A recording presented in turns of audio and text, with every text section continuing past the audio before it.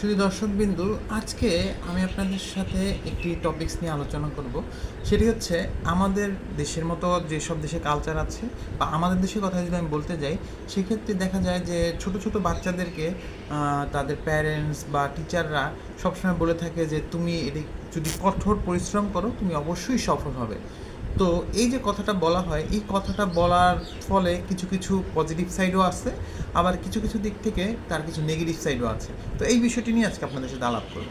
প্রথমেই পজিটিভ নিয়ে আমি কথা বলি। যেমন যদি একটি বাচ্চাকে পজিটিভলি বলা হয় যে তুমি কঠোর পরিশ্রম করো তাহলে তুমি অবশ্যই সফল হবে।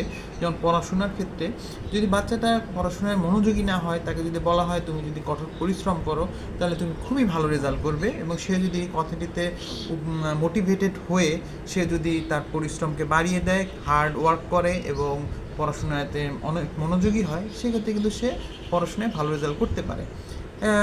এরপরে যদি আমি আবার বলি যে তাকে যদি বলা হয় কোনো কাজ করতে, যেমন টিনেজার কোনো স্টুডেন্টকে যদি বলা হয় তুমি এই কাজটা করে আসো বাহির থেকে, তুমি যদি পরিশ্রম করো, মনোযোগ দিয়ে করো, তাহলে অবশ্যই তুমি পারবে।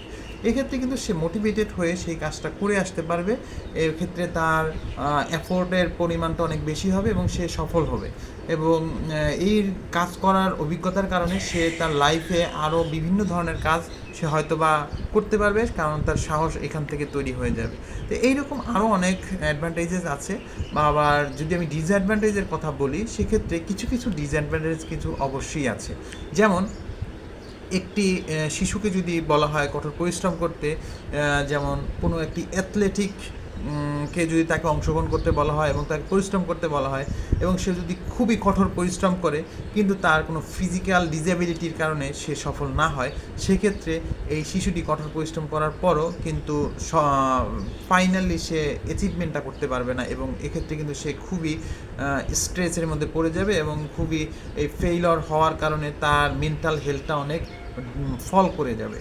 তো এই ক্ষেত্রে আমাদের উচিত হচ্ছে টিচার হোক বা প্যারেন্টস হোক, সবারই উচিত হবে যে আমি বাচ্চাকে কোন ক্ষেত্রে হার্ডওয়ার্ক করতে বলছি তার একটি ব্যালেন্স রেখে বাচ্চাকে কাজে উৎসাহিত করা, যেন ব্যালেন্স রেখে বাচ্চা কাজে উৎসাহিত হয়ে সে সামনের দিকে এগিয়ে যেতে পারবে, এবং যেন তার ভবিষ্যতে এই উৎসাহিত করাটা যেন নেগেটিভলি তার উপর এফেক্ট না পড়ে, এটি অবশ্যই মাথায় রাখতে হবে।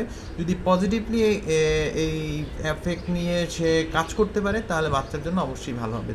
সুতরাং আমি লাস্ট পর্যন্ত বলতে চাই যে এই যে বাচ্চাদেরকে উৎসাহিত করা, হার্ড ওয়ার্কের জন্য প্রলোভিত করা, এইটি অবশ্যই বাচ্চাদের জন্য ভালো, যদিও কিছু কিছু ক্ষেত্রে এর কিছুটা ডিফল্ট থাকে।